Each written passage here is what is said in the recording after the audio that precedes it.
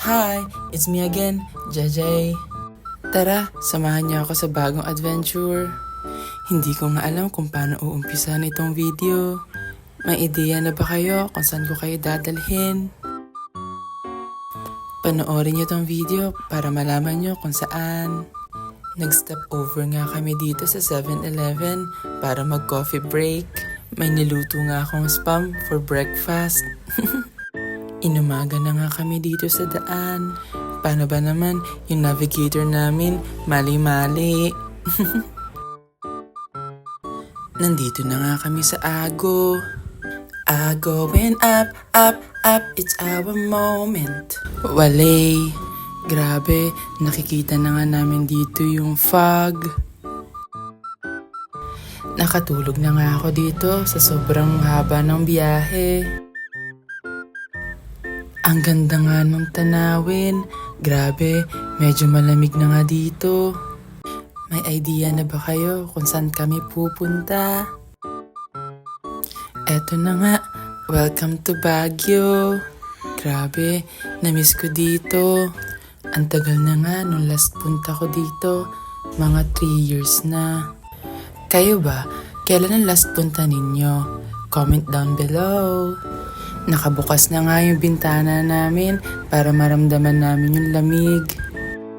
Eto na nga, nasa Baguio na kami. Maglalakad-lakad muna kami dito para maghanap ng makakainan. Grabe, ang ganda dito sa Burnham. Grabe, may gusto nga mag-take over ng vlog na ito. Pakinggan niyo na lang siya. Na mga kaibigan, naglalakad na kami papunta sa Jollibee.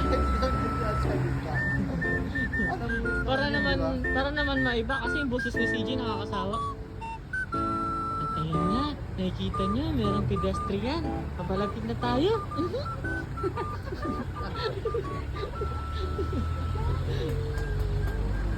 Yan, pag yan, hindi sila minto, tatawanan ko sila.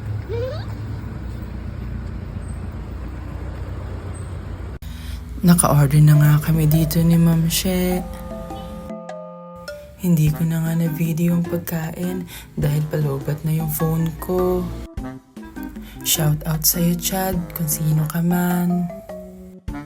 Ang sarap na maglakad-lakad dito sa Baguio. Malinis na, malamig pa. Pero, nilipat yung camera. Ay, sino ka dyan? Papunta na nga kami sa mga papasyalan namin. Eto na nga first stop namin sa Mines View Park. Yan pala mga kasama ko, si Ma'am She, Sir Jess, Ryan, at si Marife. Si Ma'am Yuzel hindi na namin nakasama dahil magsisimba raw muna siya. Magpapapicture nga raw kami dito sa Breathe Baguio. Muntik pa nga ako madulas dito dahil nagsitakbuhan kami. Papunta na nga kami dito sa view deck. Ang dami nga mabibiling halaman dito. Ang gaganda. Sabi ko sa videographer ko, sundan niya lang ako. Eto na nga, nandito na kami. Napapansin ko nga sa mga tao dito na ang kasama nila ay jowa nila. Grabe, wala tayo nun.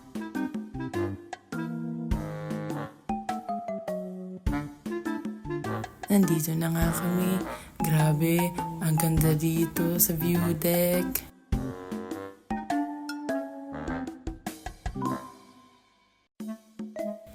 Nag-try nga kami dito ng Igorot costume.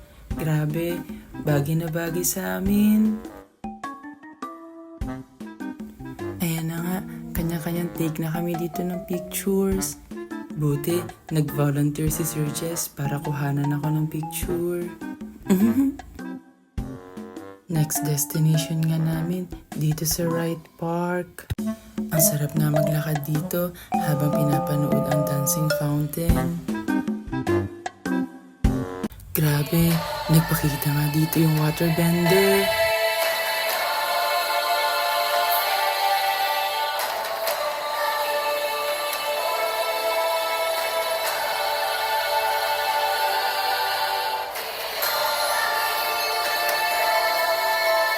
After nga namin mapanood yung waterbender, nagpa-picture kami dito saglit.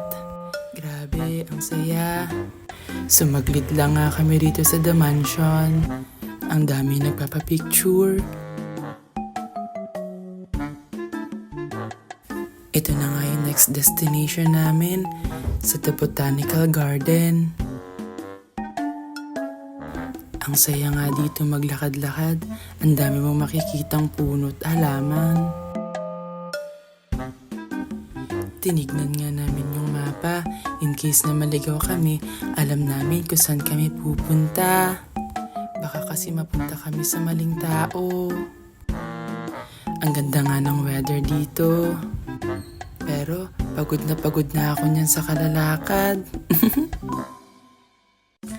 Dadaan nga kami dito sa Orchid Tunnel. Ang ganda nga dito, para kang nasa forest. Mag-hello kayo kay Ryan. Sa wakas, nakita na ni Marife ang tunay na sunflower. Yung inalagaan niya kasing sunflower, halamang gubat pala. Naglibot-libot pa nga kami dito. Grabe, ang gaganda ng mga bulaklak. Hindi nga namin alam kung anong bulaklak ito. Comment down below kung alam nyo.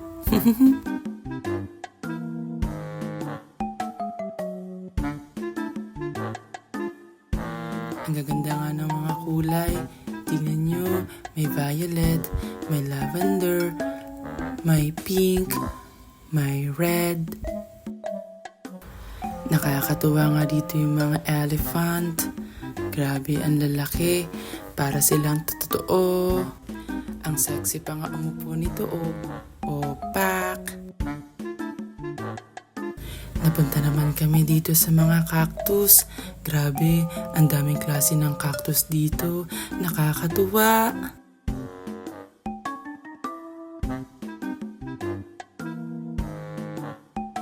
Ito na muna nga ang part 1 ng ating Baguio trip.